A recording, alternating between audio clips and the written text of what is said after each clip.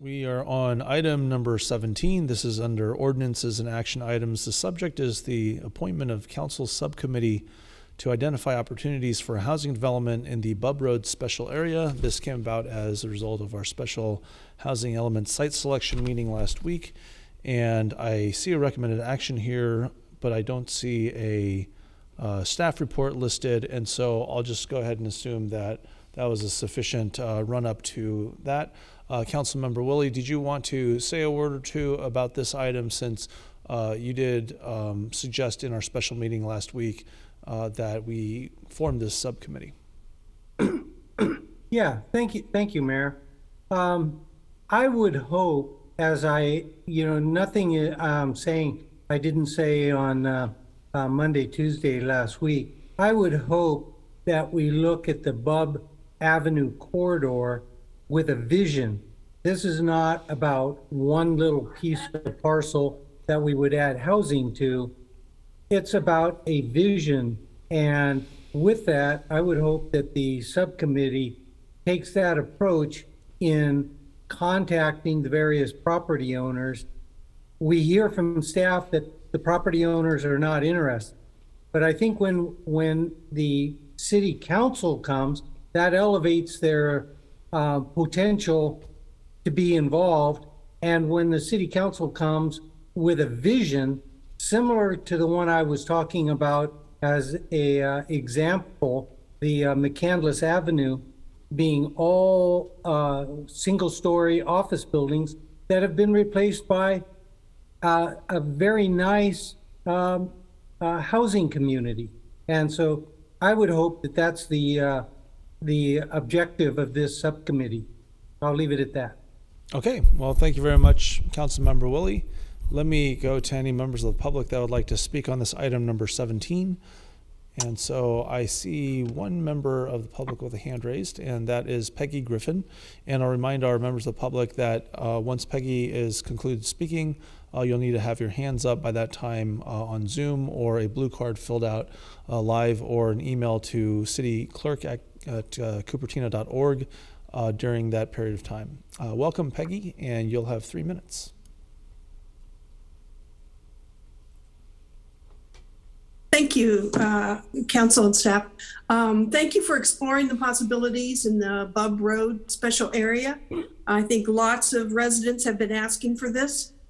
I would like you to please consider having a planning and housing commissioners on this committee too, if possible. Thank you. Thank you very much, Peggy. And so let's bring this back to council. And I think that's actually a good suggestion. So let me refer this to our city attorney or city manager. Would either Chris or Pamela like to speak to the notion of having a subcommittee comprised of other commissions? And so my understanding from the past is that we would then have to Brown Act our meetings, but maybe our city attorney would like to speak to that. Yeah, that's correct. So that committee would, because comprised of multiple legislative bodies, would be subject to the Brown Act. If that's the direction that council wants to go in, we could bring this item back with a revised agenda description that would allow council to take that action. Okay, so you would recommend actually another agenda item in the future, Chris, if we were to, through our deliberation, decide that it should be multiple, commission / council bodies. Yeah, the agenda item is fairly specific, so I think we would have to modify it. Okay, understood. All right, so the order of hands raised from council that I have on my Zoom function are council members Moore, Willie, and then Vice Mayor Chow. And so we'll go to council member Moore first. Okay. I want to bring up something that I believe you mentioned about the Bub area, Mayor Paul, and that was with regarding the potential to have Dan's student housing in that area. And I think also there's a potential for teacher housing there as well. So I just wanted to have that brought up along with Councilmember Willie's request that the subcommittee members would be contacting the property owners, that they would also be exploring in particular, De Anza College, the proximity there, and what we can do in order to help out the housing situation in that area of town. That's it. Great. Thank you for the comment, Councilmember Moore. And City Attorney Mayor, Justin? if I may. Yes, so please go ahead. Pardon, Yes. Excuse me for interrupting. No, not at all, just- please. Just to remind council that we are considering, I don't think that's me that I'm getting the echo from. Thank you. So just to remind council that we are considering the appointment of the subcommittee to bring policy recommendations back to council. So I think, we should try to keep our discussion focused on who on council or if would be best served, or if there's a different action that council wants to bring back at a future date. Okay. Well, I the way I read the item, Chris, is that it says to identify opportunities for housing development in the Bub Road special area. And so let me just kind of clarify your comment here.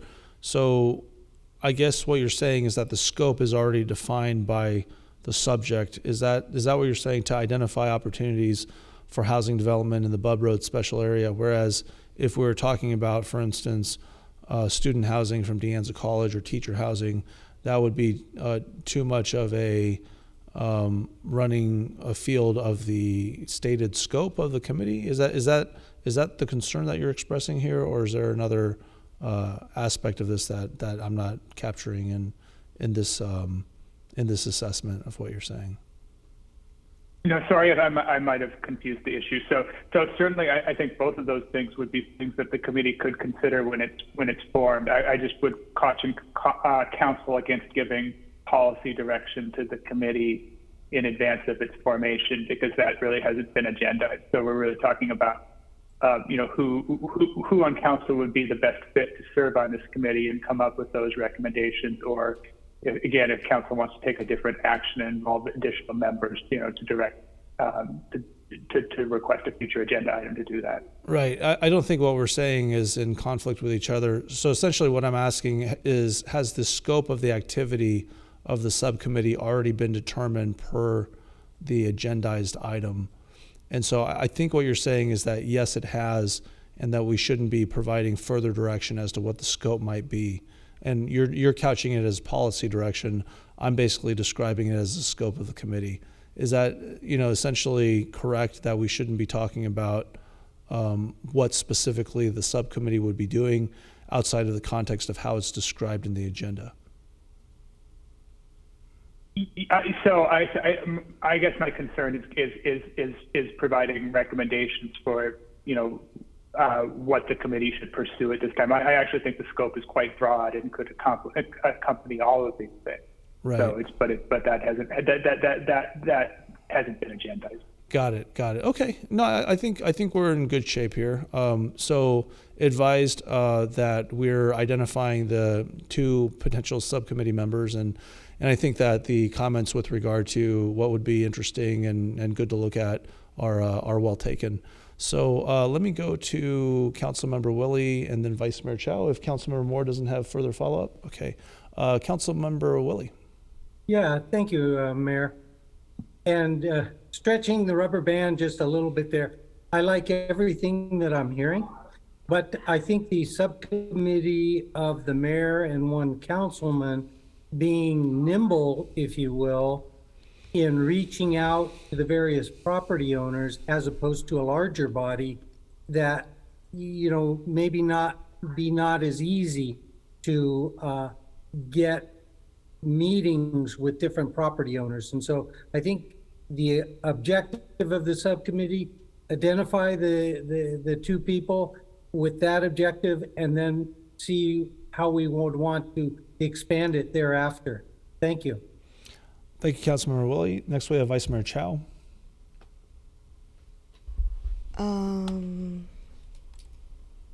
So I think I stated at the housing element meeting, my perceived vision of Bub Road area also include the retail commercial, because that area is a retail desert, and Monta Vista high school students deserve to have options for their lunch, and then the Monte Vista residents deserve to have commercial areas where they can walk to have access. So I am confused that current agenda title limit only opportunities for housing development. I would have thought we should have a discussion on the scope of the subcommittee, which never happened. And then now we are appointing members with a very limited scope. So when did we have the discussion of the scope of the committee? When did that happen? Well, I think that's a fair question, Vice Mayor Chow, given our prior dialogue with our city attorney. Let me refer this back to Chris. So with regard to the nature of the development, this was proposed in the context of the housing element discussion. But of course, wrapped within the housing element discussion is the possibility of mixed use, specifically commercial retail combined with housing. So insofar as the scope goes on that point, what are your thoughts, Mr. City Attorney, on being able to have, for instance, the subcommittee go in and explore those possibilities and come back with recommendations to council, in addition to the idea of perhaps formulating that in the here and now? So if you know, I don't think there's anything in this agenda item that would preclude the subcommittee from considering opportunities for mixed-use development. If the council wanted to change direction and consider this, as sort of a major retail center that was not focused on housing, then that would probably be a different request, and we would want to come back with a different agenda item. Okay. Well, thank you very much. And I think that's fair point. Vice Mayor Chow, thanks for bringing it up. And I'll go ahead and bring this. Vice Mayor Chow, please clarify? Please proceed. So the motion for this item should be 2 members we identify plus maybe further direction that the housing development would include options of mixed use, right? So we should clarify those direction from the council for the subcommittee. So what I'm hearing from what Chris was saying is that it seems like the way that this is framed within the language of the agenda is that it would encompass the potential for the subcommittee to consider mixed use usages that include housing and commercial or retail. So I don't think that we don't need to clarify that. I don't think that the agenda, the motion would need to have that additional language in there now that it's been captured, on the record as such. And Councilmember Moore, I do want to give Councilmember Way an opportunity to speak. So let me do that before we go back to other council members who have spoken. So Councilmember Way. Thank you, Mayor Paul. Well, I was just a little confused on the scope too, because I think during the housing element, the goal was to contact the owners, see if they're interested in being in the housing element, but maybe I misunderstood. But my question is for Chris, as the attorney. How is it when the city council members try to contact property owners, is there any legal issues or conflict of interest? How would this be perceived, or how should it go forward?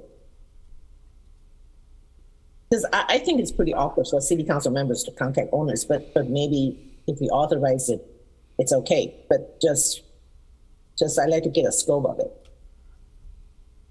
Yeah, I think legally it's difficult to answer that question in the abstract. I mean, there's always the potential for a conflict of interest if a council member, would have some kind of financial interest in action that the city takes. But I think that's a difficult question to answer in the abstract. There's no general rule that prevents a council member or council members from just talking to property owners about their properties. So maybe my question should be framed like, what should the council members to be cautious about or pay attention to? I think that probably would be a better discussion to have with the subcommittee, when they're appointed. Okay, all right, thank you. Yeah, I mean, I think to your question, Councilmember Way, I think there is a good amount of latitude for each council member. I know that you've gone and talked to other elected officials, for instance, about affordable housing opportunities throughout the entire city. And it wasn't a check-in with the rest of council, but here we actually have a noticed public agenda item to talk about the possibility here. So I feel fairly comfortable with the amount of vetting that's going into this particular proposal. Councilmember Moore? I was just going to comment on the subject in our ability to discuss the commercial use in the area. When I look at Bub Road Special Area in our planning maps, I'm seeing industrial, commercial, and residential uses there, and I don't know if Pew is still on or if Chris can answer this. I'm wondering what the existing zoning is for that area, and it looks like they were planning on having neighborhood commercial and limited industrial, and limited residential uses to continue to be allowed. So I think that kind of answers the question with regards to the housing development, not simply being strictly residential, but that it is mixed use. So has somebody looked at the planning maps and can explain what the existing zoning is and what the land use is for that area? Okay, good question. Anyone from CDD or other staff, can we speak to the existing zoning on the Mr. Mountain Mayor, Bub Road? so Director Fu is on vacation. If Chris, you're available to answer, I don't believe Pew or the planning staff is available on this call. If Chris is not available, we're certainly more than happy to follow up with a response tomorrow. Yeah, I was trying to remember Oh, sorry. Go ahead, Chris. Yeah. I don't have the photographic knowledge of the zoning ordinance that Hugh has, but I do recall that I believe Councilmember Moore's characterization is essentially correct. That in addition to the use, which is primarily office industrial now, that residential and other types and other commercial use is allowed under the existing zoning. And I don't remember the existing residential density, but I think it was lower than what we were considering in the context of the housing element. Yeah, thanks very much. I'm actually going through my own notes on the housing element discussion to see whether perhaps Bub was listed specifically as mixed use, including residential purposes, but I haven't seen it. Okay, well, I guess we have a follow-on for this item. Vice Mayor Chow. Or actually, Councilmember Moore, were you done with your comments and questions at this time?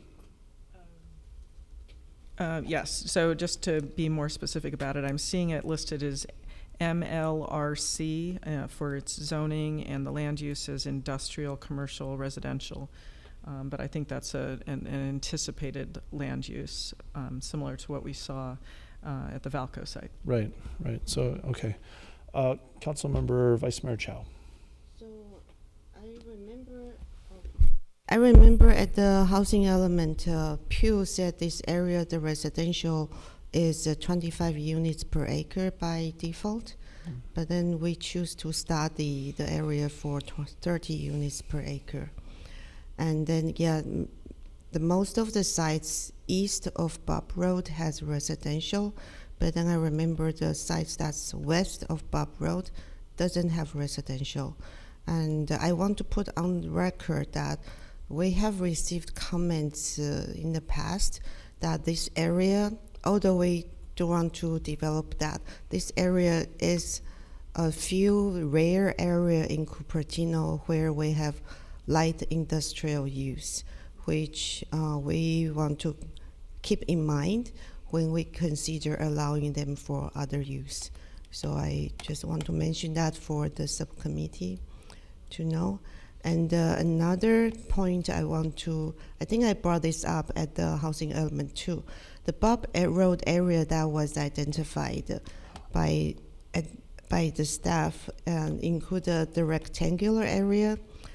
I'm sharing the screen now. So include the rectangular area that's right adjacent to Bob Road, but not this area. That's the triangular area that I'm trying to highlight here. So I think those should also be included in the Bob Road because it's adjacent to the south side of the Bob Road, intersecting McClellan. So can we include that as today's agenda? I don't know. That's just something I want to mention, that when I think of Bob Road, I'm not thinking of only the rectangular part. I'm also thinking of these three areas that's pretty significant. Yeah, I mean, my understanding of our request is that it excludes Results Way, which is what the area you're talking about. So we will exclude Results Way for now. Yes. At least that's my understanding of this request. Okay, thank you for clarifying that. Sure. So I'll go ahead and, so I'm using a couple of screens here. So last time I tried to share something on the extended screen, it didn't work. I'm going to go ahead and share the final presentation from the 30th. That's last Tuesday. And again, kudos to staff for turning this over fairly quickly between the 29th and the 30th. So this is, if I can find it here on the, for some reason it's not showing up. I have the, that's odd. Mr. Mayor, I do have some information on this area. So council's motion on the housing element, I only included those parcels on Bob Road. It was not on Result Way. I don't have the motion, but that was the 3 votes. And then Councilmember Moore, the general plan designation for those areas are industrial, residential, and commercial. That's the land use designation. The zoning designation, the current destination is ML-RC. Does that sound right? Okay, so, and then the current maximum density is 20 units per acre. 20. Right, okay, so that's consistent with what I was sharing on the screen here, if video can put that up. So this is map N, and the only initially proposed parcel is on the lower right-hand corner, I should say, here.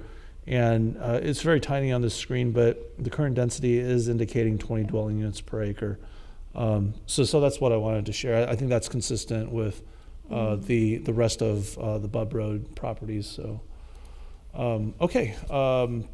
So would anyone like at this time to propose anyone to be on the subcommittee? I know that Councilmember Willie had suggested myself. I'm okay with any other people, serving. If, you designate me, I'd be happy to, talk to people that I know that can perhaps help us out with contacts with the owners. But as it stands right now, I believe that our transfer of the council composition meeting is going to be on the 20th of December. And so that would only leave about 3.5 months or so to conduct work on this subcommittee. So that's just something to take into consideration. But of course, that coincides as well with committee assignments. So it's probably readily facile to, kind of transfer that subcommittee composition, over at that time as well. So, Vice Mayor Chow, you still have your hand raised. Did you want to make a suggestion as to subcommittee composition at this time? If I may, I want to correct my statement earlier. Both sides of Bob Road on that rectangular area is zoned residential already, in addition to commercial and industrial. Just want to clarify. Right. Yeah. Great. Well, And thanks very much. I don't have, so anyone else who would like to volunteer? Would the council member Willie want to join the subcommittee since he feels pretty passionate about this subcommittee. Okay, thanks, Vice Mayor. I do see Councilmember Woolley's hand raised as well as Councilmember Moore's, and so let's go to Councilmember Woolley. But I know for Councilmember Wei that she's passionate about this area too, so I'm not sure. Yeah, I'm happy to defer to anyone who would like to be on the subcommittee as well. So, but let's go to Councilmember Woolley. Yeah, I would first say the point person being the mayor, I think gets people's attention. Yeah, I understand that there'd be a transition in December, but I think a tremendous amount of work could be done in the meantime. And again, having the mayor, as part of that dialogue, we can't have more than two because of the Brown Act. But, the property owners is saying, wow, the mayor wants to meet with me. I can't stress enough. If it's just two regular councilmen and they don't have the stature of the mayor, I think, let's hope that the property owners would still say, okay, I'll talk to them. But I think it's going to carry a lot more weight. So the point person, the mayor. So then to Councilman or Vice Mayor's Vice Mayor Chow's suggestion, I'd be happy to start on that down this path. What I would feel I would be bringing is the vision. I think if we're talking about it in a parcelized manner, it's not going to carry nearly the interest. I mean, this vision will give those property owners something, a potential legacy. 10 years, 15 years, 20 years down the road, for them to be able to drive down Bub Road and say that they made this happen. And so whoever's on the subcommittee, I would hope that they first and foremost would be trying to bring a vision, and then the components, retail, housing, students, teachers, things of that nature. Yes, great. But the main thing, it's got to start with a vision that's going to capture these property owners' attention in what this area could be for the community. So I'll leave it at that and see where the council feels we should go. Okay, thanks, Councilmember Woolley. Next, we have Councilmember Moore. I'm actually thinking that this item possibly needs to come back with some more information. The reason why is that back in, looks like 2016, there was a proposal to establish the Innovation District in the Bub Road area. And there was a contract that should probably be pulled up to provide some more background information. And at one point, there was actually a separate website talking about the Bub Road Innovation Area, and they had specific objectives at that time. They were talking about creating spaces appropriate to small and mid-sized businesses in sectors such as green tech, biosciences, life sciences, and other creative industries. And they do mention a little bit about having food uses in that area, but at that time they did not discuss housing. But I think it would be valuable to have the information that was collected at that point, so that we've got a little bit of history of what was thought about, because this isn't that long ago, what was thought about for that area to develop into, and then maybe branch off of that. So I'm concerned about having the subcommittee without having this history, and then just go off and do something and plan something, because I think ultimately we're looking at having an area plan of some sort, and that's where they were heading back in I think it was about 2018 where the contract was drawn up. So I think I'm not entirely sure that just having the subcommittee go off on their own at this point is the right action, unless, I guess, the subcommittee would be coming back and saying, ultimately, we need to do a kind of a specific plan for this area, and have some research done about it. It just, I don't know, it just seems like it's a bigger project than something to just have two council members go out and ask the property owners, unless there's some other vision that I'm not quite understanding, or maybe I'm making it into a bigger deal than it is. But I think it actually is a significant issue. Yeah. Yeah, no, I can hear the wisdom of the points that you're making here, Councilmember Moore. I mean, for my part, I kind of analogize this to the current subcommittee comprised of yourself and Councilmember Willie for City Hall. There were many so-called bites at the apple until we have, kind of created a subcommittee, I think, that is moving forward with a good agenda, a good timetable, and good staff support. So, I mean, where I come into thinking on this subcommittee, in order for it to have some decent efficacy, is where the staff support is going to come from. I don't know if it's coming from the city manager or CDD or particular people within the department. But to your point, with regard to Bub Road being examined previously, that's absolutely true. It was something that was looked at before, and I think a comprehensive look at Bub Road would include that history.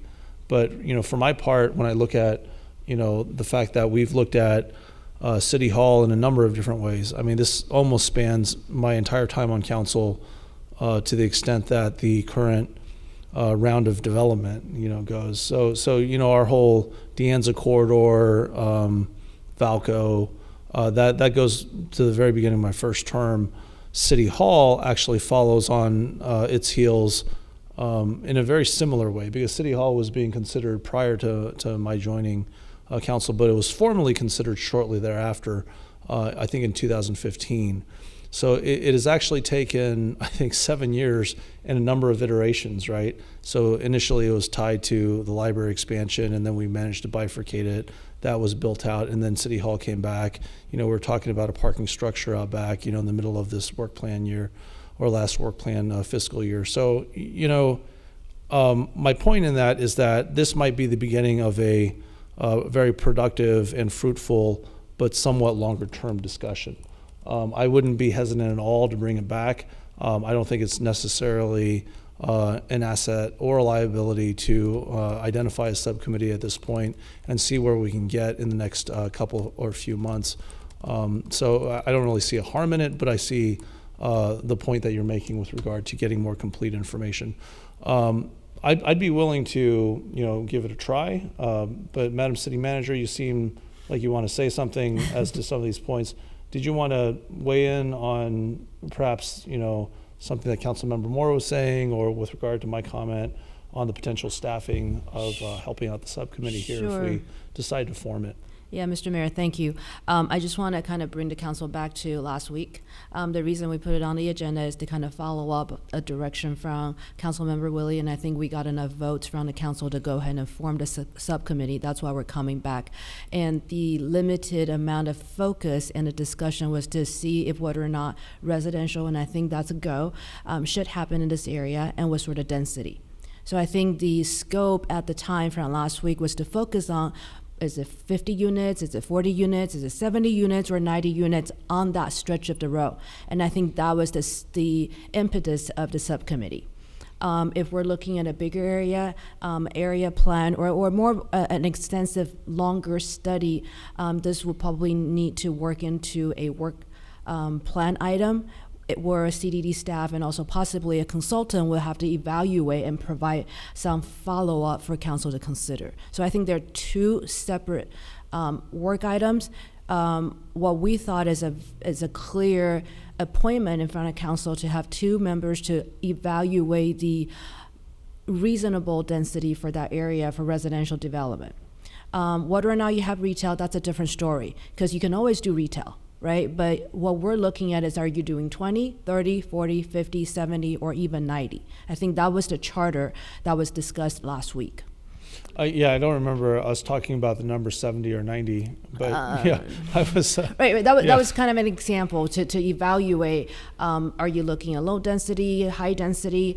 But whether or not you want to include retail, whether or not you want to do mixed use, that's not really, so that would, and we kind of try to take that away from the housing element site inventory. Mhm. But of course, it is zoned. You can Yeah. include retail. You could definitely right include now. it, yeah. Right. And- Right.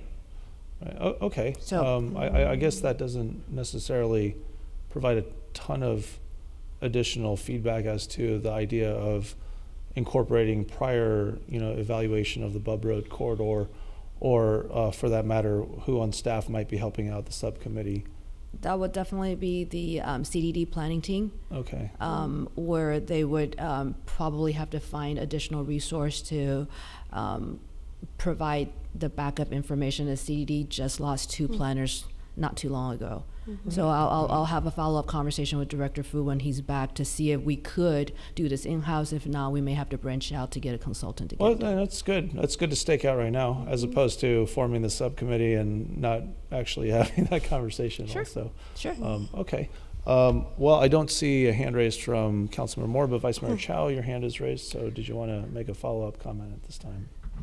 So, as far as I remember, I think the approved density to study was 30 units per acre. So, I think that means, does that mean we cannot consider any density larger than that? Because if we are, 30 units per acre, that's the minimum density, right? That's Yeah. correct. Yeah. Right. So then I understand that, okay, maybe the subcommittee should be a little more focused on housing element in terms of contacting project or property owners for their interest in housing element. But I'm guessing in the long term, we eventually hope to have a vision, and at that point, we would need to have a consultant to look at that. But before we reach that, we do need a subcommittee to do a little more study. And I think I share Councilmember Moore's idea that we should really look at the previous innovation zone study. I think it was done by M Group. I've been wondering what happened to that. We have not seen a final report. Have they finished their work? Have we paid or the entire contract? So maybe as part of the subcommittee, they can also look into this additional background information, just like the City Hall subcommittee is looking at a lot of other background information to support their study. Then when they come back, this comes back to the council, we would have a lot more background. And then the immediate goal is what we can do for this housing element cycle. But longer goal term is what vision we have. But that's a secondary longer term goal for this subcommittee. I think these are all decent points.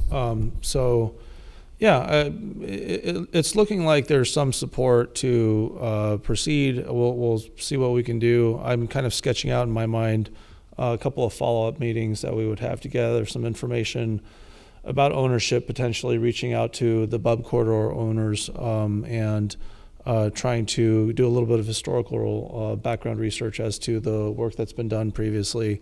And if we can, to bring it back to council for a report out on at least some fact-finding and refreshers, if not some recommendations going forward. So I'm happy to entertain a motion for Councilmember Willie and myself to be the subcommittee for this item. And so would anyone like to bring forward that motion? If not, then we'll just move on to item 18. Vice Mayor Chow, did you want to bring forward that motion?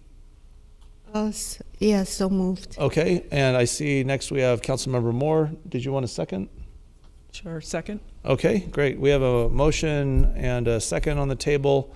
With no further requests for discussion, Madam City Clerk, could you please conduct a roll call vote on this item number 17? Councilmember Moore? Aye. Councilmember Wei? Aye. Councilmember Willie? Aye. Vice Mayor Chow? Aye. Mayor Paul? Yes. The motion carries unanimously. Thank you very much. And so we are on to the last enumerated item on our agenda. That is consider approving the fiscal year 2022 to 2023 internal audit program. And that was continued from July 19th, 2022. And so we have as the presenter from our staff on this item, Thomas Leung, the Senior Management Analyst. And Pamela, did you want to say a few words prior to the presentation? Yes, thank you, Mr. Mayor. So a bit of a switch on the presentation. Thank you for to considering the internal audit program. Do want to point out that the audit committee has considered this item before coming to council. Director Alfaro will also provide a background on why Moss Adams was chosen, the history of this item, and I believe she also provided some background to council right before this meeting in writing.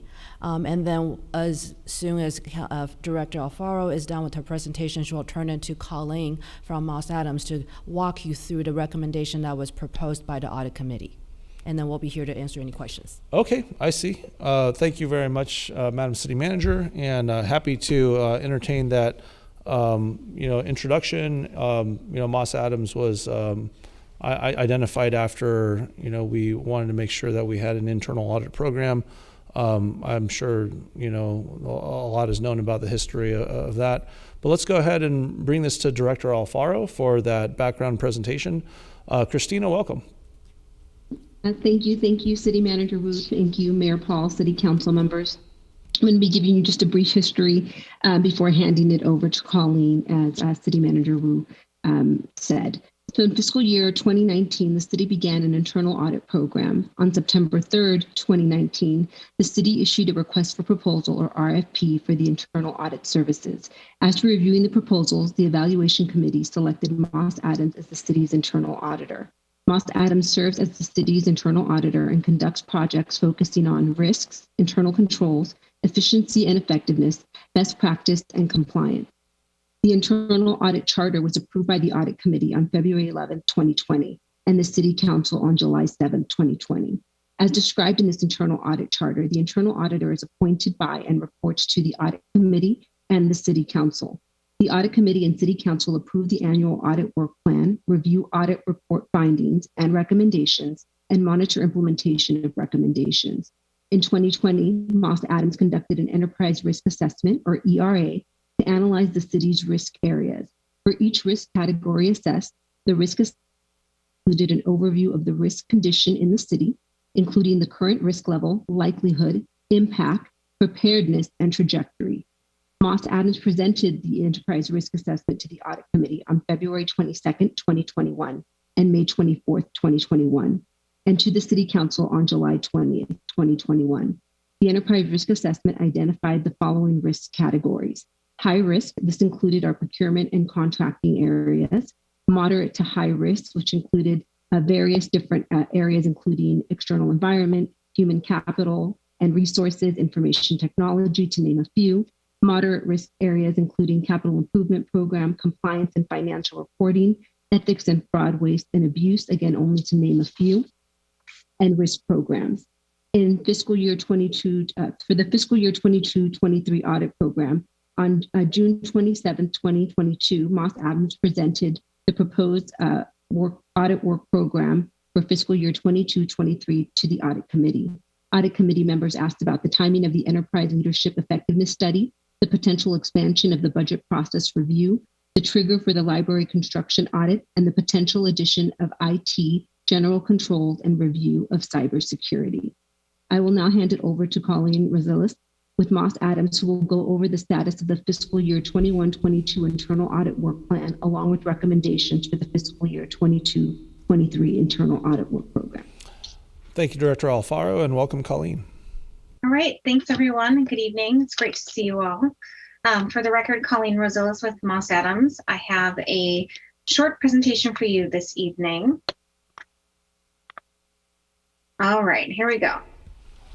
So, just giving you a quick overview. Christina, thank you so much for giving an overview of the program. I'll go through the components of internal audit as well as our recommended internal audit plan and the prioritization of our recommended projects as recommended by the audit committee. As a reminder to you, and as Christina summarized, the city retained Moss Adams as your designated chartered internal auditor. Our focus is not just on internal controls, but really to take a very broad approach to look at risks, efficiency and effectiveness, best practices, and compliance. We do our work under appropriate industry standards. What that means is depending on the project, we might apply different industry standards to make sure we make the best fit. So that might be Institute of Internal Auditors, AICPA consulting standards, or generally accepted government auditing standards if we're doing a performance audit. This is another way to look at this program. We conduct our internal audit work program based on that risk assessment that Christina mentioned. We take a look also across your risks, your controls, your compliance and performance by working with you all throughout the year, working closely with the audit committee and with management. And we want to take a look really broadly and make sure we hit all the really important city functions. So we want to make sure we're kind of making the rounds kind of across departments as well as across those very important key control, risk and compliance and performance areas, things like your service delivery, your policies and procedures, your technology, your accounting and financial reporting, capital program, those things that we know are kind of key risk and control areas that we want to make sure we're addressing as a city. So we're very early on in this program. We're just going into really the third year of the program, but kind of the second year that is the meat of the program, because we have gotten off to a pretty slow start because of COVID, which is pretty natural. And so we have a little summary of the work that we've done so far for you. So we did our first enterprise risk assessment. We finished that really early last year. We've done one internal control project and then 2 performance and efficiency projects. We're in the middle of reviewing quite a few policies. The city's actually submitted, I think, 7 policies so far to us to review, which is really great. They're really up on making sure that they want to get those policies updated that we presented to you the last time we were here. We've delivered 27 recommendations for performance or control improvement. We're working on that ethics hotline. And then as we get moving with our internal audit program, something that we often put into place with our clients is actually validating those recommendations. So not just the city coming back to you, management coming back and saying, we have completed this work, but actually putting a process into place for us to work with management to validate that something is in place. So to show that the policy is in place and that it's actually working. And that can really help to create that sense of trust and accountability. So this table's a little bit blank, but we wanted to show you kind of what's to come and how we hope to make the rounds also through departments as we move forward. Working again off that risk assessment, off of management's priorities and off of the audit committee's priorities as we move through this work. So far we have addressed administrative services through 2 projects, the procurement and contracting review, the finance policies and procedures review. We're working with the city manager's office on the fraud, waste and abuse program, and then the capital program effectiveness study that we just finished and presented to you last time. And then the enterprise project so far has been the enterprise risk assessment. We do hope over the course of about 5 years to make the rounds in every department, depending on kind of our risk. In each department, some of these are higher risk based on your risk assessment or just general risk. So for example, technology is a very high risk area for most cities, but often you are spending a lot of time and energy addressing things like cybersecurity risk. So it might not float to the top of our list if you are addressing that. So we'll work with you on that. And we also obviously want to work within our budget, which is what we're here tonight to talk about. So a couple of items here to discuss. At our last meeting, we talked about the top 2 items. So our ongoing internal audit services. So that's attending our audit committee and city council meetings. We prepare our status reports. We manage the program. We meet with management bi-weekly. We meet with audit committee members, the mayor. We meet with all of you as you wish. And on a regular basis, we prepare that internal audit program. We answer once it's up and running, the fraud, waste and abuse hotline. We perform investigations and we're available when we need to be available. The other project is the policy review ongoing support. That was a priority at our last meeting to make sure that we got started. Very important to administrative services and finance that we got started on that so that policies could get rolling out. And so we are working on that already. That is moving forward. So what we have proposed to you are 3 projects for the remainder of the fiscal year. The first is a construction audit of your library. So that's kind of the city's biggest capital program right now. Project right now, and this is a really great opportunity to take a look at change orders, our reporting, our consistency of our accounting and construction controls, any project charges, and any opportunities to improve controls within that project. We have a construction auditing team that works very closely with local government and has a lot of experience here. It's a good time to take an opportunity to do that where you are in this project, and we typically do find opportunities for improvement there. We know from having done the capital program efficiency study that this is a good opportunity to look at this as well. So it's good to do that on the heels of this project. Second, we have the budget process review. So this is a small project, kind of a quick hit to look at this before you get into the next budget cycle. This was requested by the audit committee to document the city's budget process, to review it and compare it to best practices, and to provide recommendations to improve both its efficiency, so how we could be doing things, more quickly, more streamlined, but also effectively. What is our communication? How are we making sure that we involve the appropriate stakeholders? What are our procedures? All of those things in terms of municipal budgeting. And so that work, there are lots and lots of best practices related to local government budgeting, and we have quite a lot that we can draw from, and that work will be relatively straightforward. And then we have the Enterprise Leadership Effectiveness Study. So this gets at both the planning and strategy and the governance areas, which were both moderate to high in the Enterprise Risk Assessment. It's really to look at how the city's management and governance collaboration framework currently works, provide recommendations to look at how our procedures operate, how we can strengthen them, and how we can align with best practices so that we can operate more efficiently and effectively. And I'll show you our proposed timing. We have that study proposed to actually kick off after the next election, because we would want that to be working with, we know we've got a couple of seats up for election. We want that to hit for the next council so that it would have the most effectiveness for that governing body when those folks are seated. So this is the proposed timing for that program. You'll see in the top, we have the fraud, waste, and abuse program. That was a little bit of carryover from last fiscal year, and we're just about wrapping that work up with the city. We plan to get most of this work started in October, and then the other work is ongoing. The audit committee wanted to provide all of you with their recommended prioritization of these projects. So first was that ongoing support, because that is just kind of ongoing baseline internal audit work that they feel should always be ongoing. Then the budget process review, the enterprise leadership effectiveness study, and the library construction audit. We provided the audit committee with a long list of potential projects as well to look at, and discussed those in detail. So a couple of projects that didn't make that short list within our budget, but were things that they were very interested in doing in the future, were grants management performance audit. So grants are an area where, like procurement, it's really decentralized in most organizations. It's often an area where there's an opportunity to improve controls. There's also an opportunity to improve reporting, collaboration, and actually just really thinking about what we go after, why we go after it, potentially opportunities to get more money for the city and also be more strategic about the work that we do. And a lot of cities are really looking at the way that they go after grants, report on grants, and are compliant with grant reporting as a result of all the state and federal dollars that have come in over the last 2 to 3 years. So it's a good time to also capture lessons learned, I would say, before we forget about ARPA and CARES Act funding over the next maybe 2 to 3 years in the future. And then the next are related to technology, not a surprise, an IT general controls review. It's always good to look at your systems, your system access, interoperability, all of that stuff. And then cybersecurity. Local governments are extremely vulnerable. You have a tremendous amount of personal information. It's very important to take a look at your systems and access there. So this is what the audit committee has presented to you for approval tonight. And I will hand it back to all of you for questions.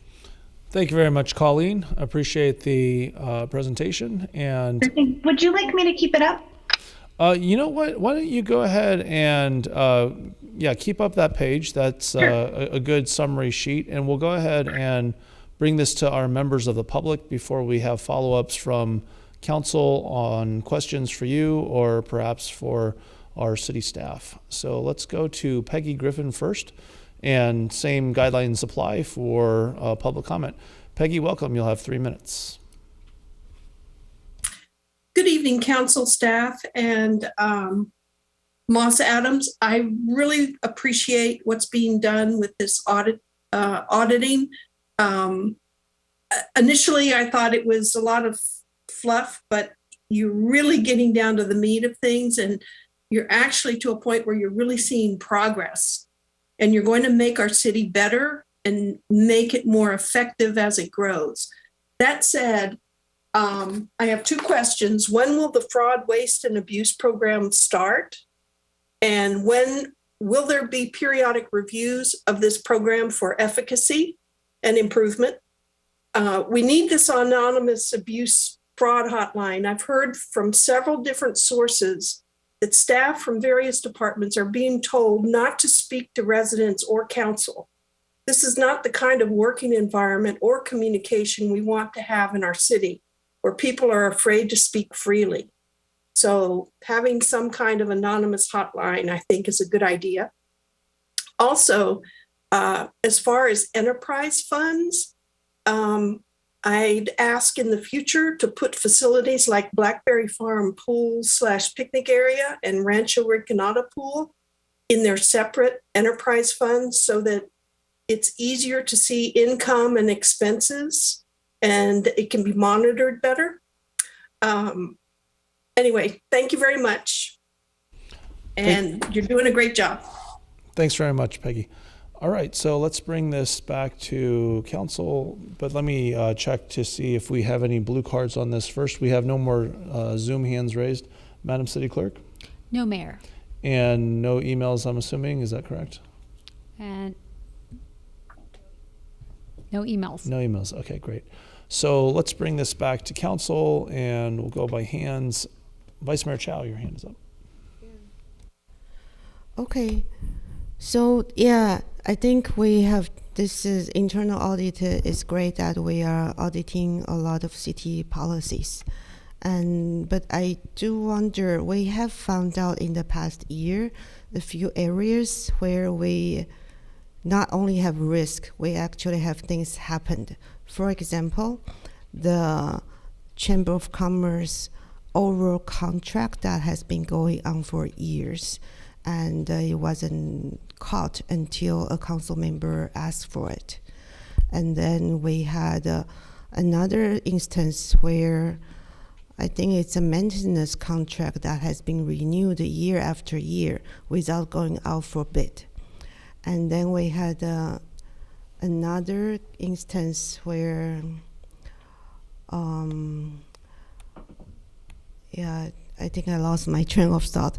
So I wonder when will this contract processes? Oh, another instance where the contract award went over above the contracted amount and wasn't caught until it went over and the city was asked to pay more than the contracted amount. So when are we going to have policy studies to address this, not risk, these are deficiencies that already happened? Good question, and let me refer this to Colleen. So with regard to those contract procedures and the various check-ins and checks, where would that fit into your projected internal audit procedure and evaluations? Sure. We made a lot of recommendations related to contract management and procurement oversight in that procurement study, which was our first large study that we did last fiscal year. We knew that was the highest area that we needed to address for you. And the city has been working on a policy, and you also have been working on hiring a procurement manager. So I would expect to see the city really move on quite a bit on the policy and procedure end related to those. I would recommend perhaps next year to do a follow-up on that study. If we wanted to really dig into contract management and change orders. And I think the controls around those, that might be a good time to do that. What we want though is to make sure that we've got some policies in place before we really do testing.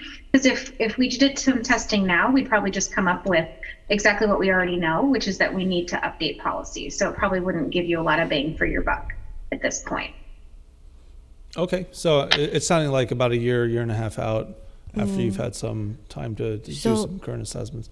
Vice Mayor. Could I ask that please note these 3 issues that at least we know, and then when you update policies,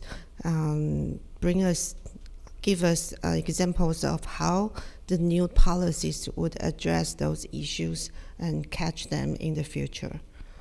And another thing I think Peggy brought up, and a lot of members public have brought up over the years, is enterprise fund, not only for Blackberry Farm, but also Sports Center, and also the operation of, Blackberry Farm Golf Course is an enterprise fund, but how that's actually run, whether it's efficient, we don't know. And the Sports Center, that has been a question from people too.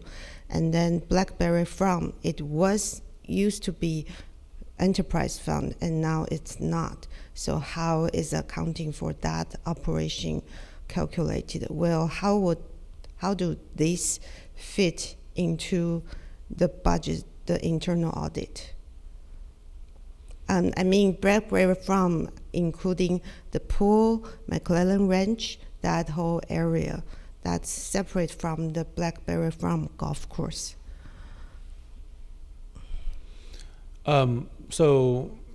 Colleen or anyone from staff, with regard to enterprise funds, is there any perspective look at those particular types of funds that we have that have been brought up? Yeah, I can start. So that was definitely on our long list that we talked about on our internal team, was looking at your community facilities in terms of efficiency, because that certainly is something that has come up over time talking to folks, and it absolutely is something that we could add to a future year program. And we could do it as an efficiency study, or we could do it as just kind of looking at enterprise funds, source and use of funds, if you really only wanted to focus on expenditure analysis.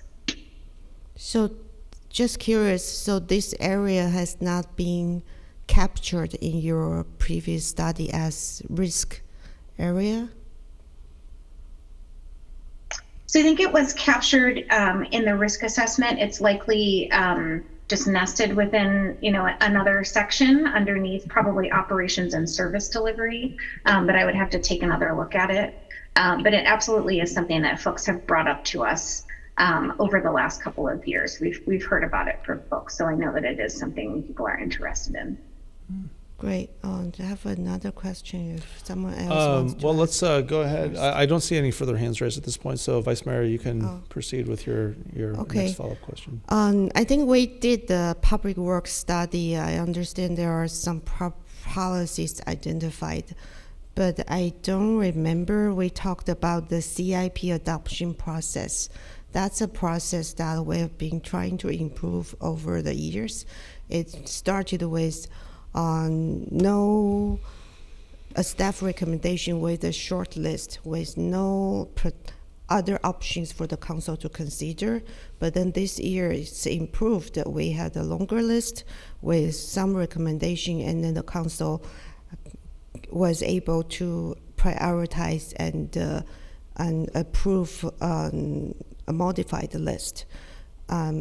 So I wonder what's the best practices by other cities, and some people have brought up maybe the planning commission should have vetted this recommendation before coming to the council.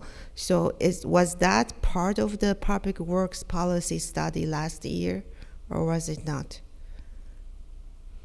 It was part of the study, and it was actually our first recommendation section was around planning and prioritization. Our very first recommendation was around the CIP and the city not having a 5-year CIP, which is a best practice.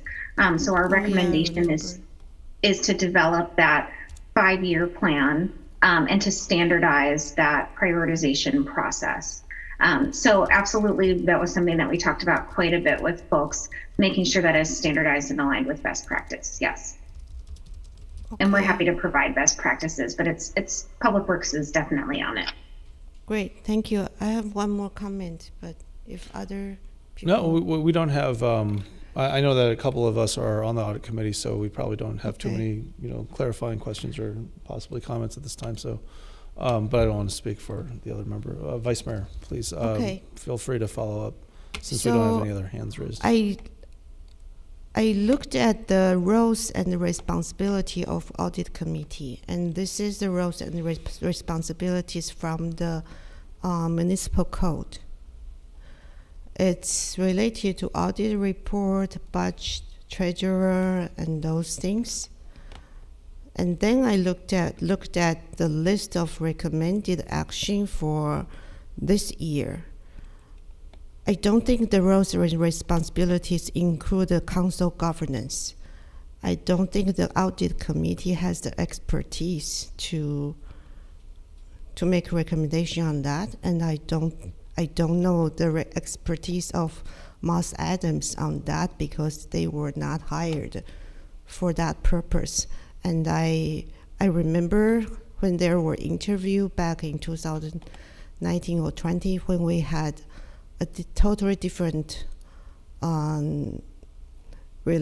working model at that time because we were under a different mayor.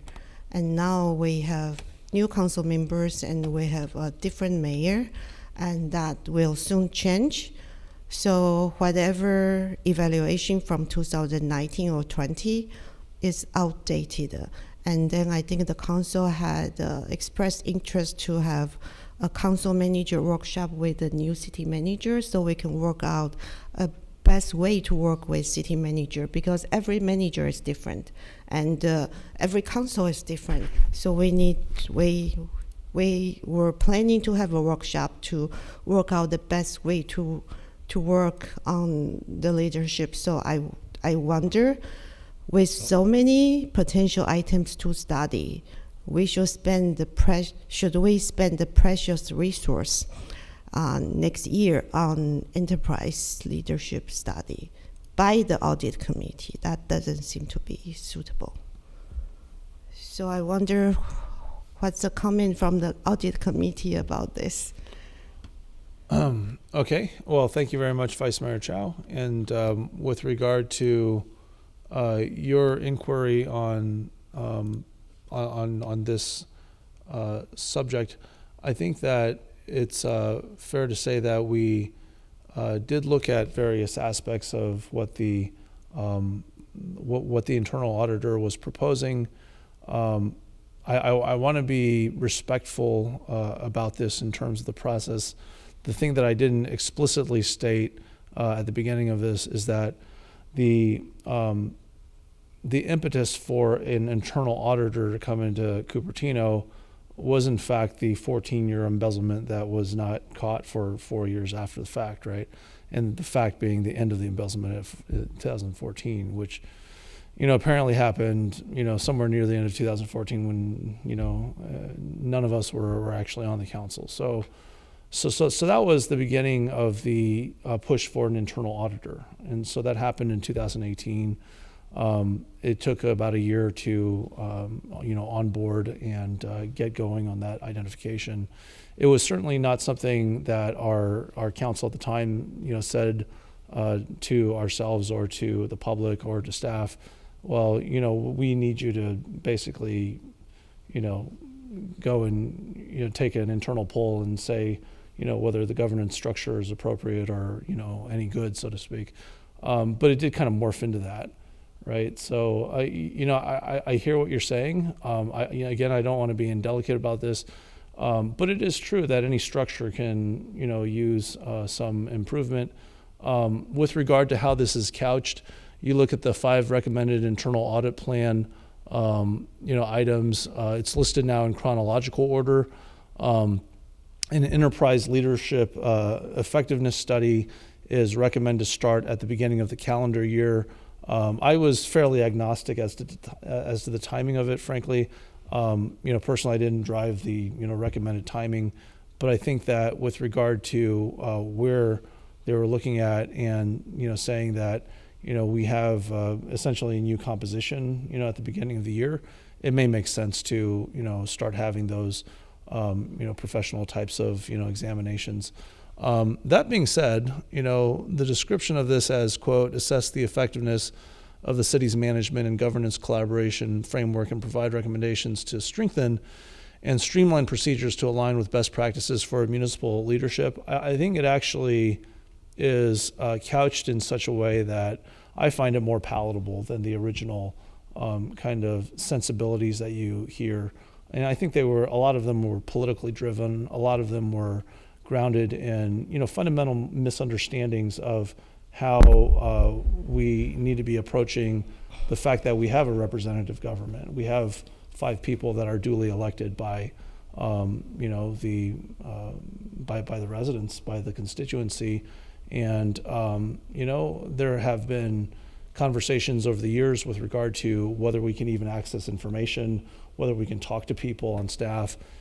There were even, ordinance changes indicating that we have that right to go ahead and have that communication. But the way I've seen it over the years, a lot of this is ultimately relationship building and making sure that we have these types of effective synergies. That being said, even though we can go so far with regard to that, there's also a set of mutual understandings that I think if you couch it right and you have the right people assisting you, you can really move the needle. And from what I've seen of our interactions with Moss Adams, I have a lot of confidence in, especially, Colleen, we've had at least a few, conversations separate and apart from audit committee where I've, reached out and wanted to talk about, some overarching issues. And, what I realize is that that's really the role of an internal auditor, to really be able to work with your public representatives and try to figure out, okay, within the processes, right? Because we represent oversight. And I think that's often overlooked by, by a lot of people, frankly, but not by our current council. So I think, couching all of that in terms of an arc of communication and understanding, I feel like we're in a fairly good position at this time to utilize this in the way that it was intended. Now, to speak to your underlying point, this is not why we initially had an internal auditor. Why did it morph into one of these things where you heard a lot of,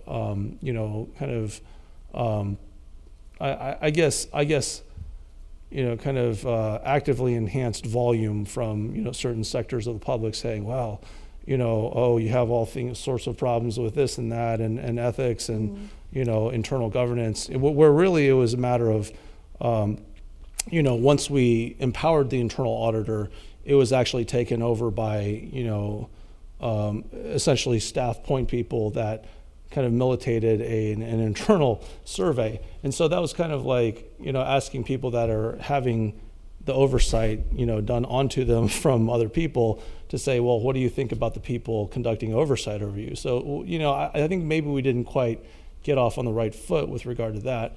But I will say that in the ensuing years, we've done a nice job of, kind of connecting the dots. We've done, a lot of work on the audit committee to make sure that, our sincerity and our wherewithal in terms of, reading the code and making sure that we're connecting to not just the literal requirements, but the underlying spirit of why we have these requirements and the communication of, the various, financial, ebbs and flows of the city. And clarity, are all delivered. So with regard to the internal governance structure, this is something that, you heard a lot, for instance, this is just one example, our meetings are going too long, they're going past midnight. And, I heard that and took that to heart at the beginning of last, calendar year and, made sure that we went ahead and put a hard stop at midnight. And I think that we've been, probably better served for that. But I never thought that, when we were having allegations of, kind of ethical charges leveled against us, that frankly was quite offensive, because I think, it's clear that a lot of sacrifices have been made to be able to represent the way that we do. And I think that there are a lot of other types of factors that are, affecting us with regard to how we're perceived and treated by the public. You hear all sorts of conversations the last couple of years about social equity, and these are conversations and topics that are very legitimate in this context and in this community. I know I won't. I've heard characterizations about things that are being used to attack our our current governance structure and council, characterized in such a manner that I feel like people generally get it. Okay, people generally get that a lot of this is a political process. But when I see these descriptions of the recommended internal audit program, I don't get a sense of working with a partner that ultimately is being kind of irregularly and somewhat inappropriately regulated through a medium. I think we have more direct of a working relationship with our internal auditor right now. Personally, I do trust this. If your point is basically to say, hey, why is it on the next watch that we're starting this? I think that's a fair point. I wouldn't mind at all helping to kind of usher and steward in that that kind of conversation earlier on. I would have no objection to that, especially given the fact that personally I have a fair bit of institutional knowledge to, I think, probably contribute to that kind of a conversation. But like a lot of other things, right, we have a limited amount of time before the end of this so-called term. So those were my thoughts on what your point is on the internal enterprise leadership effectiveness. Definitely, I mean, the enterprise leadership is important, and we have been working on improving that under your leadership. It has improved a lot, and but first of all, it's not within the charter of the audit committee. If it's going to be done, it's not part. It's a responsibility of the audit committee, and it's something that should be between the city manager and maybe the next council. Starting in January, the next council may be new council members who is just starting, and it's inappropriate to start auditing before they even know what they are doing.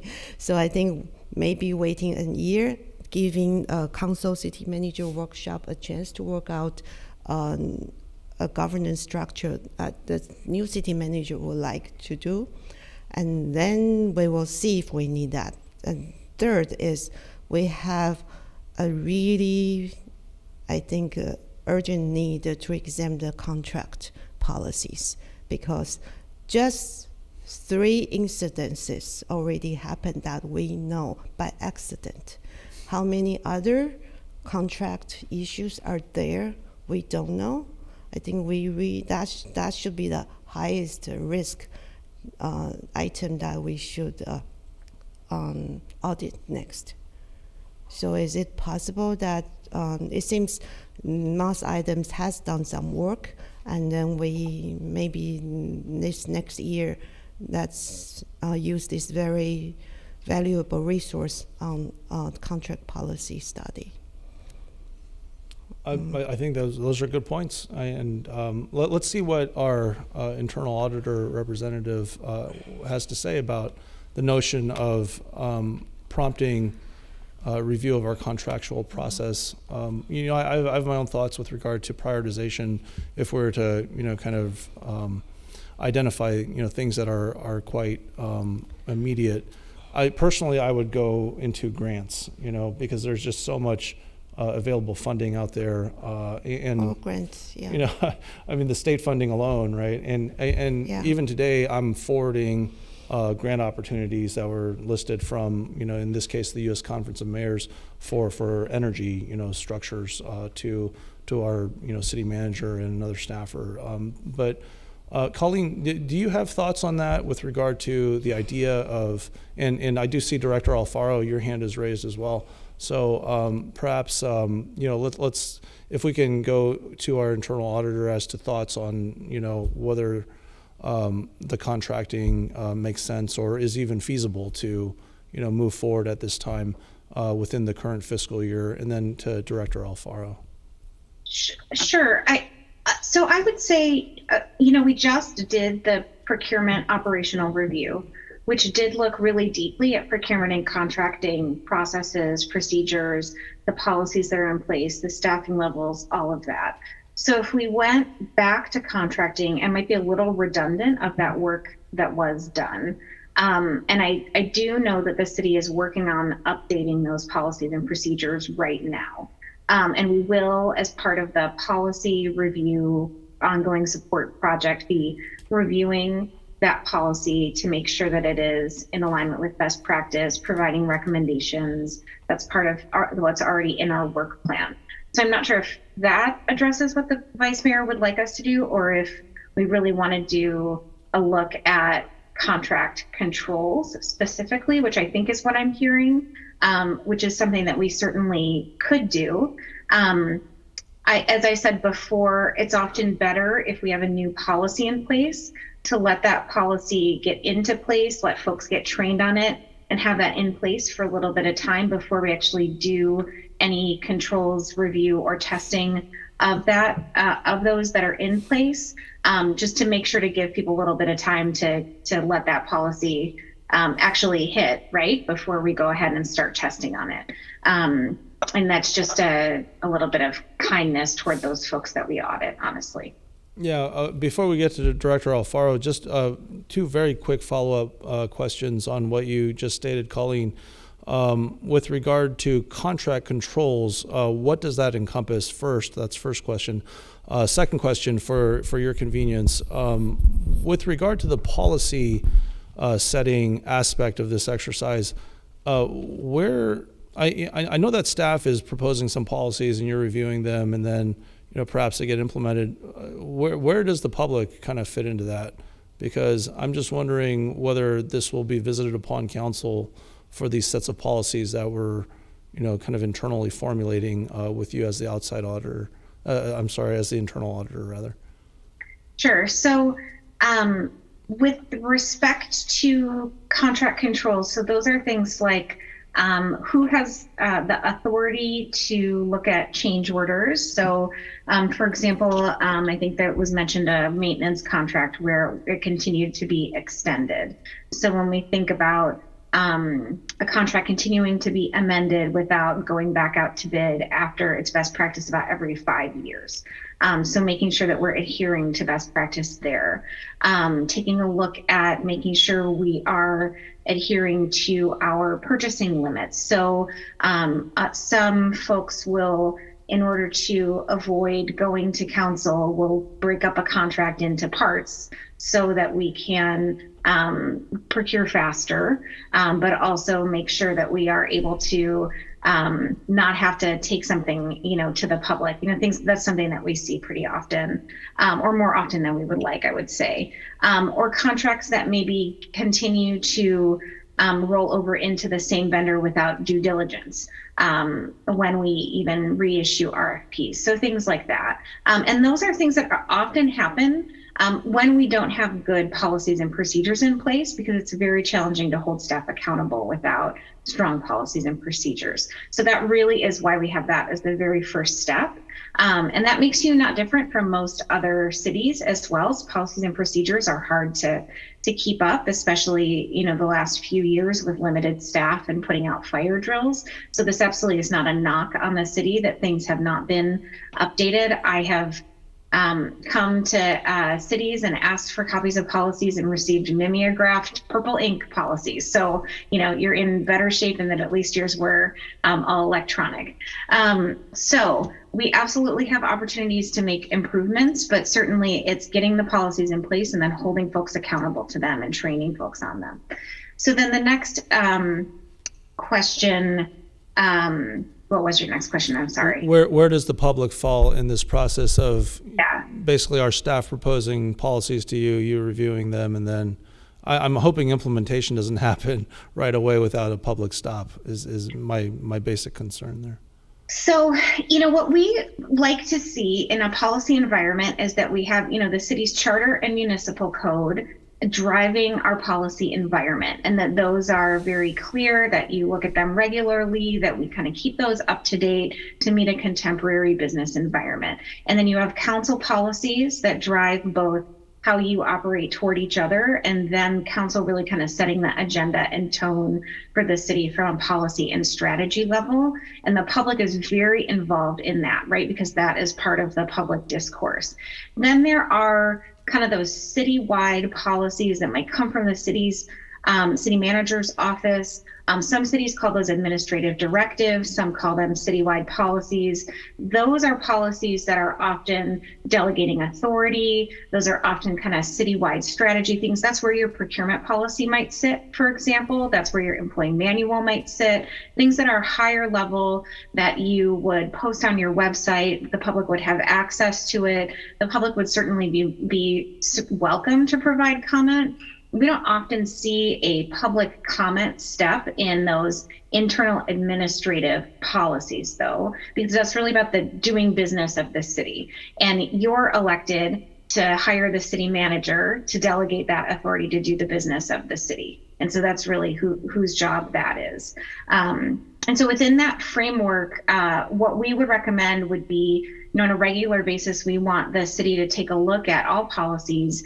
I would say every, kind of 3 to 5 years. We want to make sure they're up to date. We want to make sure they meet our current business and operating practices. We don't want them to fall far behind, especially things like employment, like grants and procurement and finance, where we want to make sure we're keeping up with state law, for example.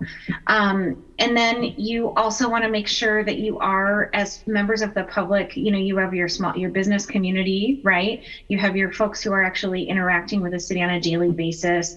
What is it like to get a permit? What is it like to do business with the city? What is it like to apply for a job? You're soliciting feedback on what are our policies and procedures and how do they work for this community, things like that, and then adjusting as you need to. Got it. Okay. Well, I am hearing from you that there's no reason not to be transparent about those policies, even when they're internal or whatever you end up calling them.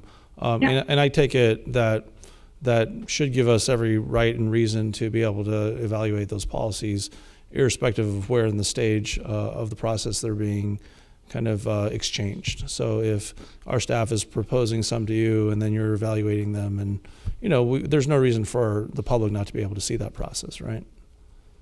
I mean, I certainly wouldn't keep anything private.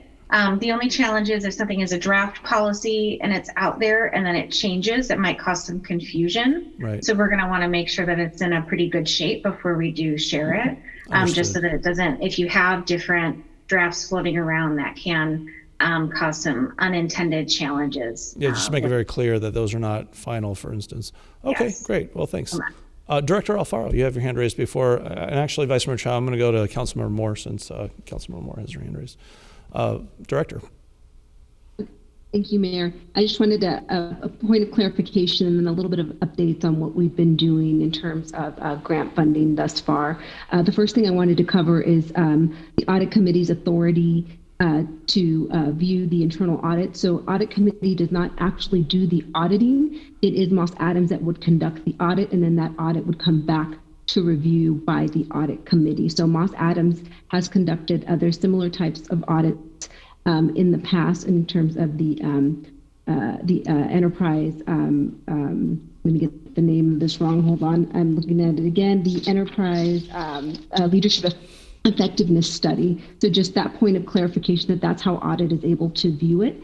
The second thing in regards to the grant program. So as you may recall, council approved as part of the final budget $100,000 in the Administrative Services Department to do a pilot grant program. So thus far, we are working with a vendor that the city previously had, California Consulting, to try to get a kind of a hybrid model of grant funding, using this consultant to help identify and apply for grants for us. As part of that process as well, we're looking to bring forward a grant funding policy to council in sometime in October or early November as well for your review. And the idea would be is before year end to give a report on the status of where we are in that pilot. That would include potentially updates on some regular basis on what are either grants the city is currently pursuing or if there's specific projects that we're looking for grant opportunities for.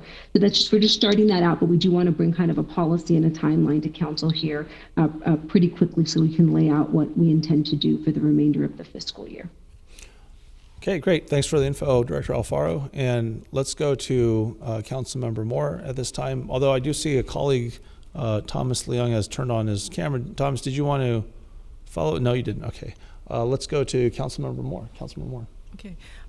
Thank you, Director Alfaro, for adding that information. So going back to the municipal code, and for the audit committee, it is now A through H, because we have added reviewing the quarterly fraud, waste, and abuse program reports to the duties, powers, and functions. We also have assigned to recommend the appointment of auditors, to recommend the appointment of internal auditors, and then to review the internal audit reports, which is, I believe, what Director Alfaro was referencing, that is our job, is to actually review the reports when they come out. We don't do the reports, we review them, which makes sense. There were a couple of, with regards to the purchasing policy, after the fraud, after the embezzlement was discovered, there were a couple of reviews done, and one of them talked about updating the purchasing policy, and that at that time, I believe, and I think we're still working off of this one, it was a 2013 purchasing policy, and in the reports, one of the responses back from the finance manager at that time was that they were working on a new purchasing policy and that they were expecting it to be completed and brought to council. I think it was in June of 2018, but we're still waiting on that one to happen. So one of the things that's really important to me is that we have a check back, because I love all the recommendations that are being made, but without having a check in to see that they actually were put in force, then it's for naught. So we need to make sure we have that check in. There are a couple of other things that I'm hoping that we can get into, but with regards to policy in particular, what I noticed, and I've happened to stumble upon a binder which had a review of the city policies done in around 2013, I believe. And it looked like an attorney had done that review and made comments on all the policies which we had then. And what I noticed is that some of the policies came out of council resolutions. Some of them were made by staff for them to conduct their business in their particular department. And then some policies seem to be out of the municipal code. And when we look in the budget, we'll see various policies, some of which have come to council to be updated with regards to our investment, for instance. But what I would like to see is that policy review, the entire policy review, get done again, essentially. And I think it would possibly be a work program item, but I think it would be something that the city attorney would need to be doing. I'm not entirely sure, but we need to have an updated version of what was done back then. And a couple of items that I saw that I thought were interesting was the green purchasing policy. I don't know if people are aware that we do have that, and that it would actually need to be updated. And we would expect, for instance, with regards to that, I believe it was from 2007, that our city attorney could make some recommendations for what could be updated, perhaps in coordination with our sustainability folks. And the credit card use, it's always been an issue for me. Some months it gets up to $95,000 among about 40 individuals, and it seems high. And I always want to make sure that those things that are being charged have an occasional audit. And I really do like the idea of looking into the grants, because we talked about a little bit of an issue that we had with the grant earlier this evening. So with regards to the looking at the governance item, I really think it's really important, and I don't want to see that moved off of the list.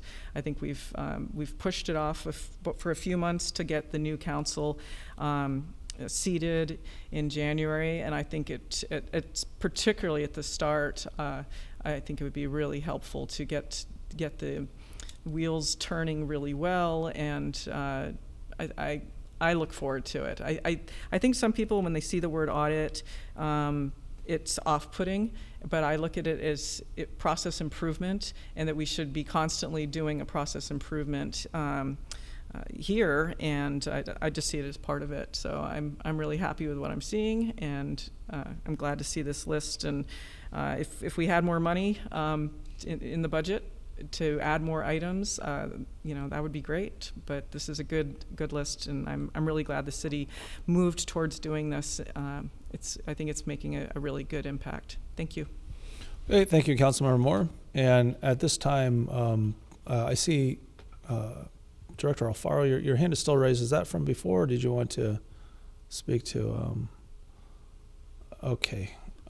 Yeah, so your hand's not raised anymore. So, Vice Mayor Chow, before we go back to you, I'm going to go ahead and see whether anyone else wants to speak from council. I see Councilmember Way has a hand raised. And so, Councilmember Way, I'll check in with Councilmember Woolley after you. And after that, I'll see if anyone would like to bring forward a motion and see if we can get a second for purposes of further discussion. Councilmember Way. Thank you, Mayor Paul. So I have a question on the library construction audit. How did it come about, this topic? Was it recommended by Moss Adams, or recommended by the staff, or recommended by the audit committee? I'm just curious, why is this project particularly being audited?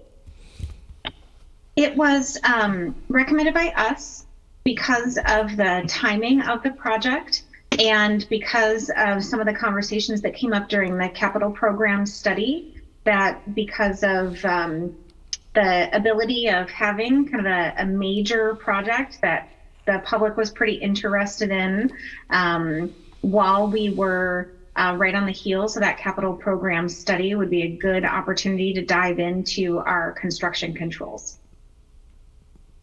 Okay, great, thank you. It's really about timeliness, not necessarily any concerns, but a project like this doesn't come around every day. Okay, that's great, thank you. Thanks very much. And we'll check in. Councilmember Woolley, did you have anything that you wanted to bring forward at this time?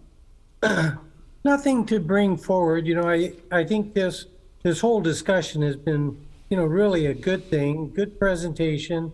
And then fellow council has, pretty much raised a lot of good questions to help ensure that we're doing as good as we possibly can in the process and as a city. So I really don't have much to add. Okay, well, thank you, Councilmember Woolley. Would you at this time be willing to bring forward a motion to approve the fiscal year 2022 to 2023 internal audit program as described in our materials in this agenda? Yes, I would move to bring the 2022-2023 audit. Okay, thank you, Councilmember Woolley. Let's go to possible second. Vice Mayor Chow, would you be willing to second? I know you have further discussion that you would like to bring forward. I can find another second from somebody else. Okay, I'll second it. Okay, Vice Mayor Chow seconds. Okay, so we have a motion on the table. Vice Mayor Chow, please proceed if you'd like further discussion or other procedural Thank items. you. I thank you for the comment from Colleen that so those three issues on contracting looks like the policies that we are going to revise this year will likely address them through the best practices. I do hope that we get an update on how the new policies will address those issues, more specifics. And then I do wonder about you mentioned the municipal facilities operation, the Enterprise Fund, Blackberry Farm, and the McLennan Ranch, for example. You mentioned that you were planning to study them, but you have not gotten to them. So what is the plan? I want to clarify that. Yeah, so what we'll do for our 23-24 audit program, is we'll come up with a longer list of projects that we'll present to the audit committee. We'll make sure to put that list, that project on our list to present to the audit committee for next year. I have it on my list already. We'll keep it top of mind. And we'll talk with management and with the audit committee as we are moving kind of closer, whether we want it to be focused just on expenditures, whether we want it to look at all community facilities. And then we just have to prioritize within our budget and decide what's most important to us. Okay, let me clarify this. So when this item was presented to the audit committee, was there only 5 items recommended to them, or were there maybe 8 or 10 items recommended, and the audit committee prioritized 5 out of that longer list? Correct. We had a longer list of, I think it was about 10, and then we had a recommended shorter list that fit within our budget, but we had a robust discussion and a prioritization discussion as well to get to this list of projects. Great. So now that we are looking into the enterprise leadership study, I want to point out something that has created a lot of conflict between the council and the staff that we have seen this year. The City Hall project is an example. I think that is a problem with the governance. The council adopted the work program in 21-22 to study options to renovate the City Hall. But the staff came back with a proposal for a new City Hall with a 3-story garage as one of the items of the list of CIP project. And that is an issue that's one issue that we have seen in other areas too, that the council direction was not followed and respected.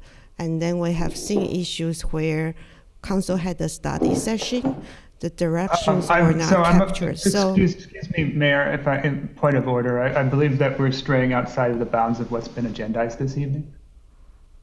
Can we get a council consensus on this is an important enterprise governance issue to study for next year, that to make sure that council is a decision maker? So if I could jump in, as part of this study, we will be reaching out to all council members for a one-on-one interview to talk about what's important to you, to make sure what we address and to get your feedback. If you're cycling off council and are still willing to talk to us, we are going to still reach out to you for an interview. So you want to make sure this current group is heard from, as well as incoming council will be heard from as part of this study. Yeah. Okay. Well, thank you, Colleen. I appreciate it. And Vice Mayor, could I get some comment from the fellow council members on this is important leadership issue to examine? Actually, and I want to respect City Attorney Jensen's commentary. I found the way that you described it really, I think, elegant and appropriate, frankly, and it does speak to a lot of governance-related issues, at least from the vantage point of what I've seen in 7.5+ years. But at this time, I think that it is fair to say that, again, the way that the Enterprise Leadership Effectiveness Study description is made, right, assess the effectiveness of the city's management and governance collaboration framework is something that I think has been very thoughtfully, put together by our internal auditor. This is a push-pull. At the end of the day, there is oversight function here, and the fact of the matter is, having oversight over you is something that creates a human reaction. And at the end of all of it, it's perfectly natural for those being, the subject of the oversight to try to push back and say, well, when do we get kind of evaluate what kind of a job you're doing? But, without putting too fine of a point on it, I mean, the internal auditing and certainly the reason why this, came about, it was about, a lot of the financial, issues that led to us not being able to catch something like, someone internally creating dummy LLCs, and, certain funds that are related to development, not having, consistent amount of oversight, frankly, and I think that a lot of the work that's been done over the course of the years, particularly, in the audit committee and making sure that we're adhering to these financial requirements, and examining the underpinnings of the reasons are speak to exactly what you're describing. So, Vice Mayor Chow, when you talk about the governance and leadership effectiveness, I think it's very legitimate to talk about that interweaving between council direction and staff follow-up. For my own part, if we were talking about things like grant structure, I would say I could harken back to an episode earlier this year where I was trying to get us to apply for a grant to pick up trash, but. And as I think you and a number of people still on this meeting, are aware, that's something that I've taken under my wing in terms of making sure that we have volunteers within the city, undertaking some of that work. And we've gotten some pretty good connections with Caltrans, some with VTA, where I'm a board member anyway, but also with the water district, with the Lawrence Mitty cleanup and all that kind of stuff. But without going too far afield of any of these particular topics, I think suffice it to say that given this description, whoever is helping to manage this process is going to have a fairly good amount of discretion as to some of the niceties as to what we're exploring in terms of how we can improve these collaborative structures. So, I would say point, well taken. Let's go ahead and, look at what we have. Your points with regard to, contract controls are also well taken. I think it's in the record as to where the concerns are, and our internal auditor and staff can proceed as a stated concern in the upcoming year as we're looking down the line. The next fiscal year is not that far away, honestly. I mean, a couple of months, and we're going to be starting to work on the work plan for fiscal year 23 to 24, which then at that point will only be a few months away.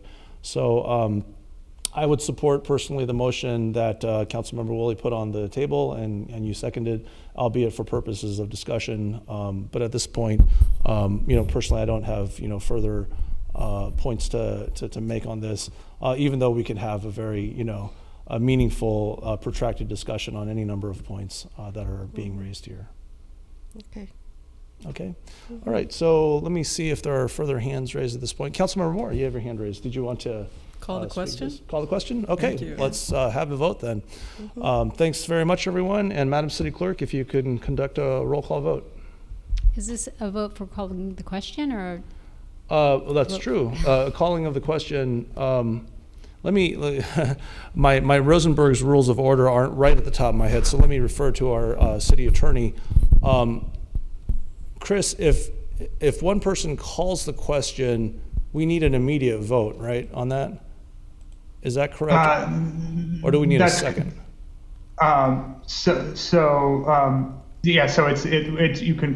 It can, I don't believe you need a second, but you would need to approve that by 4 votes. If there is consensus to move forward with a vote on the substantive motion, I believe you could do that as well. Yeah, well, let's just take a quick vote on the call of the question. Madam City Clerk, good question, thank you. We'll take a vote on calling the question. And I think I didn't see any hands raised, so.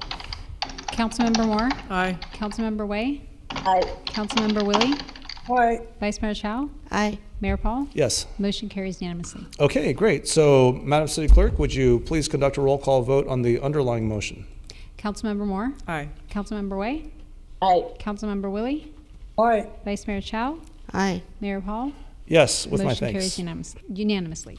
All right, thank you, Madam City Clerk. And once again, you have all of our thanks, our city staff, as well as our consultant here today, Colleen. and our members of the public that are listening in. We're at our end of the agenda here. Oral communications was concluded at the beginning of the meeting, and so we didn't need to continue it here. We do have council and staff comments and future agenda items. So a couple of minutes each for council if you wish to speak to any requests for future agenda items or to check in. Before we do that, any final words, Madam City Manager? You're shaking your head, and so I will take that as a no. Oh, I thought I did, didn't I? I didn't report out on closed session before. I'm just reading a quick note from the city clerk. I don't believe you did. Oh, you don't think? I interrupted. I just mentally thought I you did. actually, Mayor, all right. on something. So, okay, well, you're the city clerk, so I have to go by that. Let me check in with Chris again. So Chris, I had stated that I would report out before the consent calendar, and I honestly thought that I did, but it's been a long decade. Chris, can we report out at this point on our closed session? Yes, Mayor.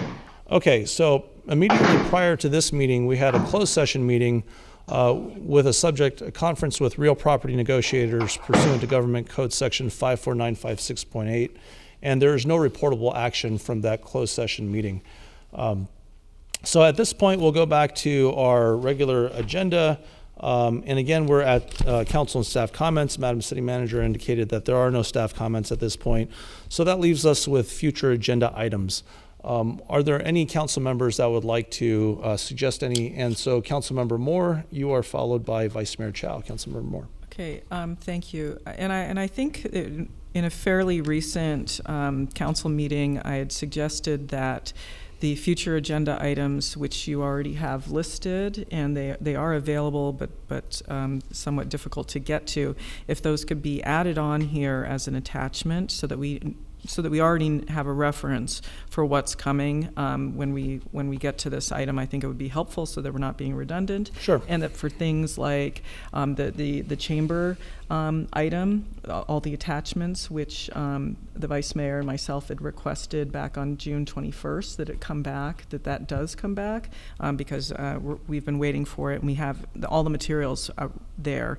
I just want to kind of repeat one of the earlier suggestions from, I believe, Councilmember Willie, in that there is a subcommittee for the farmers market at Creekside, perhaps adding that on to your current subcommittee for the West Coast Farmers Market that you added on for the Pacific, I believe it's Pacific Coast Farmers Market.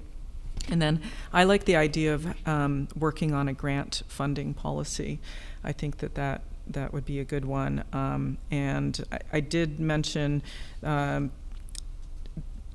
in the previous item having a complete city policy review and having recommendations. I don't know if that does need to be a work plan item or if that's something that the city attorney can just simply assign himself to. But I think it would be really beneficial to have all of our policies gone over again and have some recommendations, kind of like what happened in the 2013 timeframe. That's it. Thank you.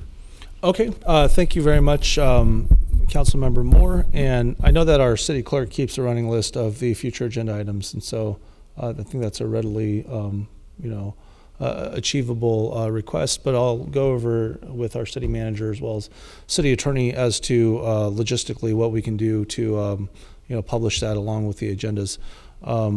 With regard to a couple of other items, I think that those are very achievable within the reasonably near future.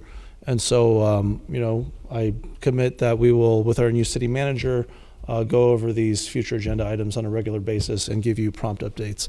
So, Vice Mayor Chow, did you have future agenda items or comments at this time that you'd like to share? Yeah, I'd like to suggest that the Housing Commission meeting on the housing element policies be joined with City Council, because the City Council has not had any chance to make any comment on housing policies. But then looks like the draft policy will be for public review before the council has even has any chance to make any comment, direction, or even review. Okay, It's well, odd. we'll take that under advisement. That is an interesting topic that does invite immediate discussion, but of course we cannot make that immediate discussion. So thank you for that suggestion. Do you have anything else at this time? I mean, I made the same comment when we were discussing housing element, but since I was the only one mentioning that the council should have an opportunity to review housing policies, so it didn't make the staff's list. So then I just find out today that the council won't have that chance. So then I understand the timeline, therefore I'm recommending perhaps a joint meeting with Understood. Housing Commission. Yeah, Yeah. no, so just to cut you off from So either another- repetitiveness or deliberation. Yeah. So yeah. So another item, I'm not sure how to frame it. As I said, the enterprise leadership is not part within the charter of the audit committee. So for most items to study that, perhaps we need a council subcommittee or some other method to work with most items on that particular item. Okay, I'll take that under advisement and go over that with our city manager as well as a Yeah. as a future agenda item. I have a request based upon something that I heard today, and that has to do with the Economic Development Committee. And Madam City Manager, you had mentioned an Economic Development Committee study session, but I'm kind of wondering what needs to be studied, because we've already actually created the charter under the ordinance, and we have very defined roles. And it would seem to me that the next step might be to, not that we need to discuss this, but I just want to give some context to my request. It would seem to me the next step would be to start interviewing for that committee and populating it. So sometimes when I hear certain keywords, I hear, delay, and I start wondering why. And so that's basically just my, request for perhaps more of a front burnering of the populating of the committee Sure. itself. So I might have misspoke. In my mind, study sessions really to provide council the information of where we are. Kind So of how an many informational update. applications, were we thinking of recruitment, things like that. So we're not asking for any direction from council, but purely to kind of follow up, because it's been some time since council has had this information brought to you. So in my mind, I operate under public hearing, study session, informational, consent. Right. There's really not a informational session per se. So I think a study session for council to have interaction with the economic development manager, Tina Kapoor, might be appropriate to bring you up to speed on where we have been working on. Okay, But- well, but- just yeah. with regard to the clarity of it, and I don't want to, foster deliberation on that, but my item would probably be more along the lines of, let's bring forward an item to ratify some of the appointments, if I had to, give clarity as to what the specific item request would be. Sure. So I don't see any new hands raised with regard to our council. It is 11:05. And I'll congratulate Madam City Manager for completing your first regular council meeting, although I guess this is your third meeting, your first and second one taking place on the first and second night. And I think not too many people thought that we'd actually, pass the housing element site selection at that point. And so kudos again to that. Thank you for helping to curate a very thoughtful first agenda. And so without further ado, I will go ahead and have an adjournment of this meeting. Today is September 6th. We will adjourn to our regular meeting of September 20th, 2022. Everyone have a great night. Stay cool. And please don't hesitate to email Pamela W. at Cupertino.org with any issues directly, although City Council at Cupertino.org works as well. Have a great night. Meeting adjourned.